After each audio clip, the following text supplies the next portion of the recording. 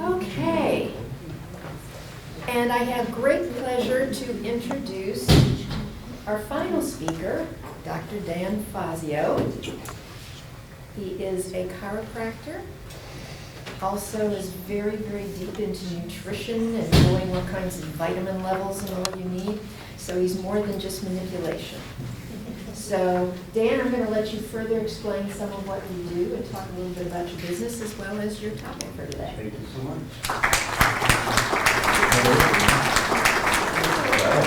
Fantastic job, next level, man. Today we're going to be talking about the fight, flight, or freeze response. In other words, our response to stress. And because God has a sense of humor, He prepped me for this morning with no less than 3 emergencies. But we're mostly entrepreneurs or people who support entrepreneurs, so I won't make you raise your hand. I imagine this is pretty normal for a lot of us in the room, putting out fires. So what we're going to learn about today is how these 3 different words apply to our response to stressors in our lives. We'll do a bit of review, and the most important part at the end, we're going to go over 10 different strategies that are helpful for dropping us out of the fight, flight, or freeze response into a more functional state, a relaxation response. So what we're covering today is going to be not just the fight, flight, or freeze response, but also how it affects our body systems. Because this is the real crux of what goes on. We're exposed to something that we find stressful, we perceive that, and then it causes a reflexive change through our nervous system and our hormones, our endocrine system, and the end organs of our body then respond to that.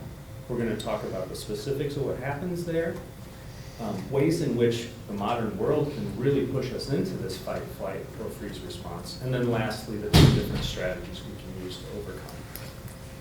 So I'm going to start with a bit of review. Those who've been here for a while have probably seen this slide from me before. I do like it a lot. It talks about the 2 different types of stress that we can experience. There is eustress and distress. So when we hear the word stress, most of us think of distress, something that puts us into a state of reactivity. We might have a fight, flight, or freeze response to that, but it does mobilize energy in our system. That's distress. Eustress is positive stress, the excitement of a new job, a new client, the expansion of your business.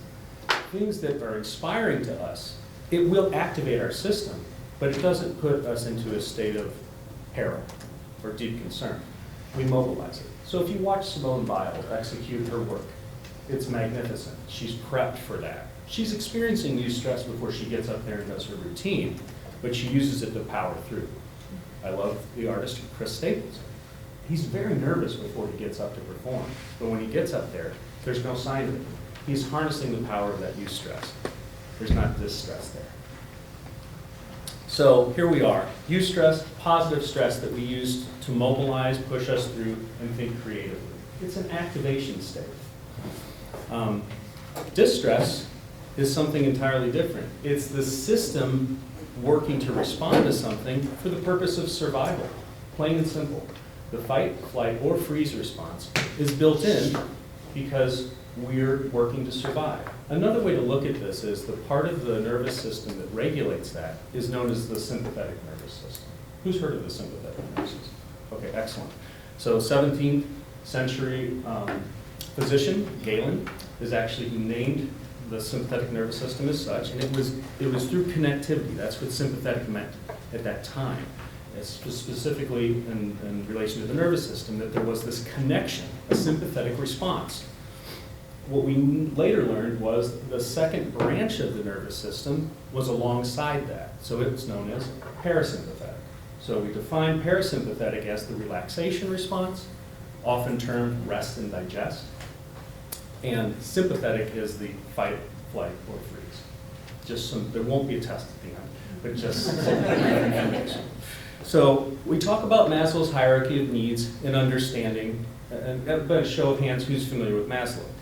Great, awesome. So we're already starting from a good place. So the basic concept is once physiologic needs are met, okay, then we can work towards higher order needs. But first, we have to have food, water, and safety, right? Then deeper, more meaningful, higher order safety, financial security, safety like that, right?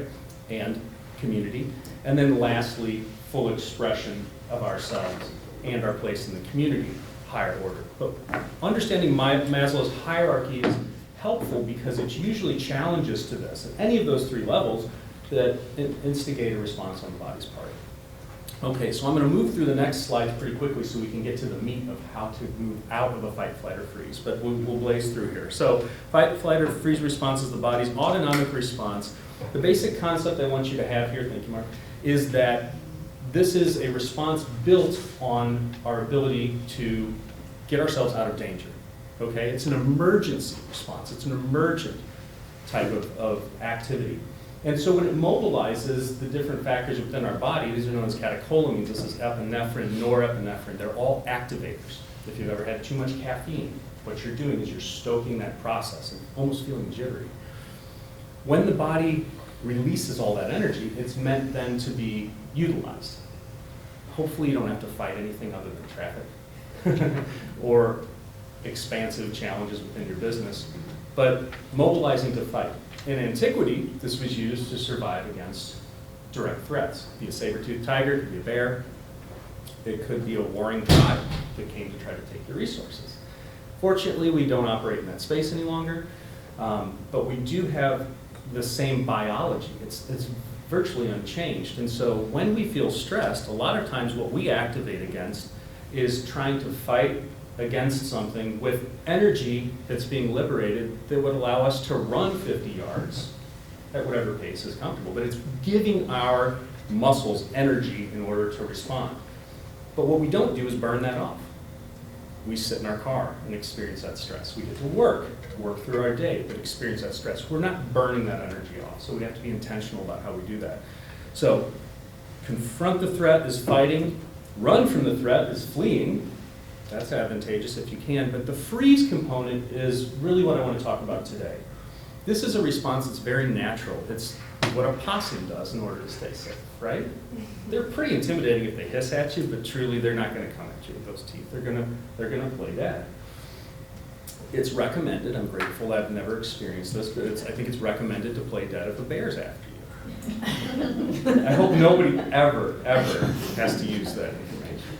But the basic concept is if you can't fight and you can't flee, then a freeze response is normal. I just want to give a moment to talk about this though, because psychologically, if someone has been in a deeply stressful situation and they've moved into the freeze response, there can be a lot of self-judgment about that. Why didn't I fight? Why didn't I flee? And the reason is it's hardwired into your biology, okay?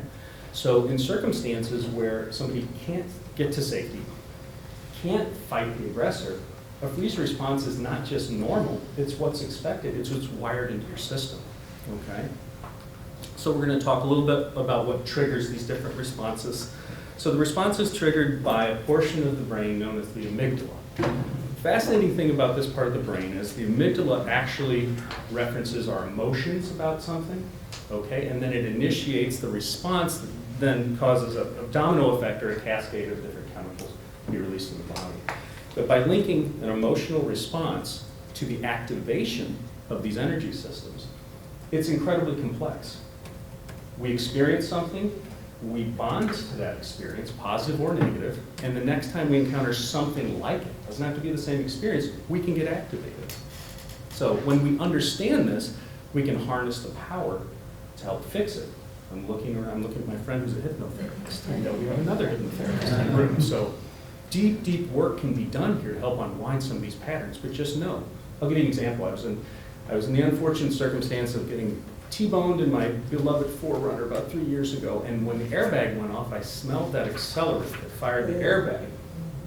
And it was months later, I was somewhere and there was a sulfury smell. The accelerant is a lot like gunpowder, it's what's used in there. So fireworks or wherever I was, I smelled that smell again, and instantaneously, I was back there. I was back in my beloved 4Runner. And I was having all those experiences, and I thought, this is amazing. I had heard of this before, but when I experienced it, it was a whole other situation. And my amygdala had stored that experience, I didn't know it, and when it was triggered by a smell, there was an instant response. Because of the wiring, neurologically, smells tend to do that more than anything. But sounds, sights can do it also. But smell, your olfactory bulbs that feed smell perception into the brain are literally directly wired to your brain. And that's why that happens more with stress. Okay, but back to it. What triggers it? The amygdala gets triggered whenever we perceive something as stressful. And I define stress as a gap between the issue we're looking to work on and having the resources to do so, right? Very simple, but it is all encompassing. Okay, so we're going to move through effects on the human body. What happens whenever the body has a rush of adrenaline? Because adrenaline and its sister compounds that circulate with it are all activating. Again, think of caffeine and what it does to your body at a very strong level. So they're highly activating compounds. When that floods the system, it shunts blood flow away from your digestion, goes straight to your muscles, because you're preparing to fight, flight, or freeze. But as that happens, digestion can't occur. Again, that rest and digest functions are more about long-term survival, right? We're just concerned about short-term survival as far as the body's concerned when it gets activated. So that activation speeds up the heart rate, speeds up our rate of ventilation, or what we think of as respiration, moving air, and it slows down any process that has to do with longer-term survival. So you can imagine if you're locked into this state, if there's spoiler alert, in a few slides we're going to talk about what we do in modern society. It is that often we get stressed to the point of activating sympathetic response, and then we don't burn that energy off. We might have to trail a little bit towards the end of the day, then we wake up the next day and we activate it again. So what's happening in terms of the body's response is everything that occurs physiologically is occurring to get you ready to do battle. Survive right now, immediacy, with emergent energy. It's not about long-term, okay? So if we move through, there's just example after example, but the basic concept is that it's actually utilizing energy to try to save your life, okay?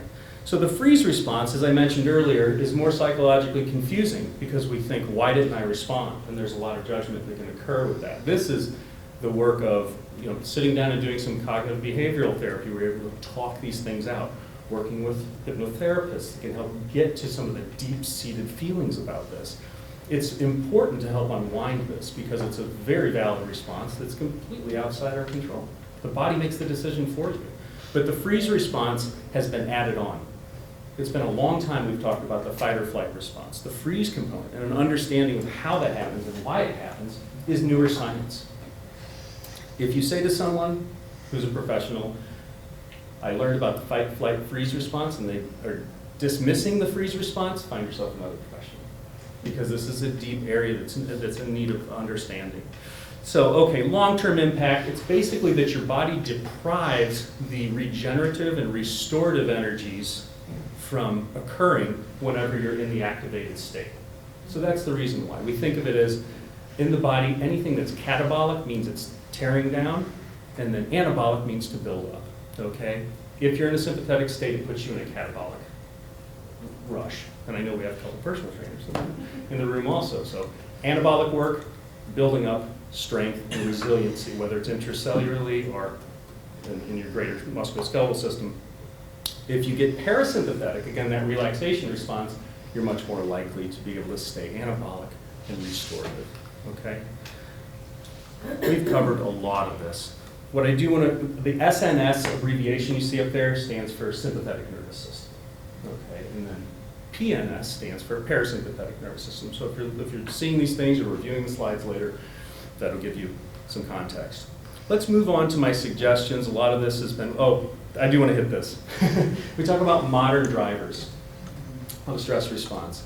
And this says digital and sensory overload. This is important. What's at the very bottom of this is the 24/7 news cycle. And I love this one here, the crisis fatigue component, okay? A lot of the friends in the room know that I went through my little bit of crisis fatigue a few months ago when I was super active, taking in all the news all the time. And I would say to patients, make sure you're getting a deep, restful sleep. And then I would violate the principles that allowed me to get deep, restful sleep. And nobody wants a physician who doesn't follow their own advice, right? So unplug, stay informed, but also recognize we're not meant to be in a sympathetic activated state constantly. We're meant to deal with what's immediately in front of us, what we have agency over. So pick the thing that's most important to you, or the couple things that are most important. Pour your energy into those areas and know that you're empowered when you do that work rather than take in everything all the time, like I was trying to do. Okay, 10 ways. First one, and I'm going to read from my slides here, breath work, deep, slow breathing.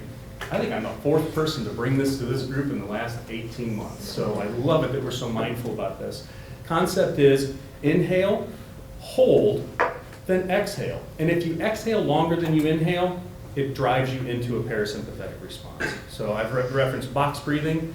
That doesn't follow that principle as much, but it's slow, steady. That's 4 seconds in, 4 seconds hold, 4 seconds exhaling, and then 4 seconds in. Just box breathing. More effective, I believe.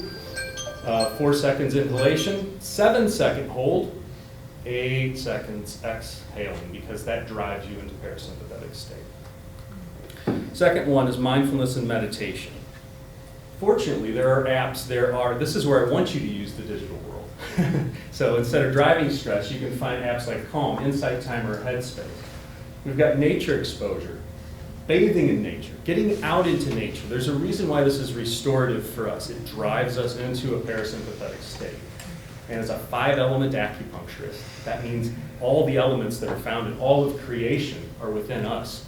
This is near and dear to my heart. If you get out there, if you're in the mountains, if you're near water, if you're at the beach, if you're out touching biologic growth, foliage, you're going to be parasympathetic. Physical touch and connection, incredibly important, not just for development, but also for maintenance of homeostasis. So hugging a loved one, this is fantastic. It instantly releases oxytocin, the bonding hormone, the feel-good hormone. Holding hands, massage therapy, petting an animal, my beautiful Rosie. You've seen her if you've come to my practice. She's everywhere with me. And she's my therapy dog. Soothing sensory input. Think of calming music, aromatherapy, and then this is anything that's comforting, like warm baths or visiting the sauna. Soothing sensory input, and then leads to gentle movement. I love yoga because it's a gentle movement coupled with breathing, so it puts you into that parasympathetic state naturally. And yoga instructors, my buddy Matt over here, they are capable of putting together an entire sequence that puts you through a variety of movement and deeply drives that relaxation state. Laughter, play, and joy, so crucial. And I'm smiling at Cynthia because she brings joy to everything she does and our group and teaches us how to do it, so thank you. She's been benefiting your parasympathetic nervous system. You didn't even know. Sleep hygiene, again, crucially important. I think everybody knows this, 7 to 8 hours a night, but it's not just the quantity, it's the quality of the sleep. So watch those screens. Learn from me. The blue light that emanates from our screens is disruptive. Even if we switch on a filter, a lot of modern equipment has a filter that will block some of that blue light. It's still excitatory to your retina and your brain. So give yourself a little bit of time to down gear, at least an hour and a half, but ideally 2 hours before bedtime. And then there's a lot of information out there about the vagus nerve now. This is not like Viva Las Vegas. This is VAGUS. So it's one of 12 different nerves that exit at the base of the brain stem. There are 12 of them. They're called cranial nerves because they don't exit along the spine where a lot of nerves do. They exit right up here. They're very special in terms of their function and control in the overall body. The vagus nerve gets a lot more attention than its other 11 friends lately, and for good reason. It's a switch that, when actuated, drives down the sympathetic tone of the body and brings you into relaxation. So if you hear something like polyvagal theory or vagal nerve therapy, it's all with the idea of driving you more into that relaxation state. A lot of great science behind this, and there is a lot of great science behind this, and a lot of new information is emerging. And lastly, therapeutic practices. No matter what, we need people to talk to, we need support. If you can find that locally or within your relationships, great. But there's something really special about being able to either undergo therapy like there's cognitive behavioral therapy I've written up there, that's standard talk therapy, but then eye movement desensitization is a type, EMDR is the acronym for that, and that's incredibly helpful in uprooting traumatic experiences and helping clear them so they don't just get circulated and left there to float around. The basic concept is get the help you need. Don't be afraid to ask for that help. And there's no shame if there's ever been a freeze response on somebody's part. It's just as valid as fighting or flighting. I mean, if you can't flee and you can't fight, then you freeze. But work through some of those drivers so that that amygdala doesn't get triggered the next time something looks similar, makes you feel similar to a stressful response. And the last thing is the understanding consistent, small daily practices are where it's at. Even if you have 3, 4, 5 minutes to do something consistently, that's better than waiting till Sunday and getting an hour and a half in. It's a little bit at a time. So thank you so much for your attention. Thank you.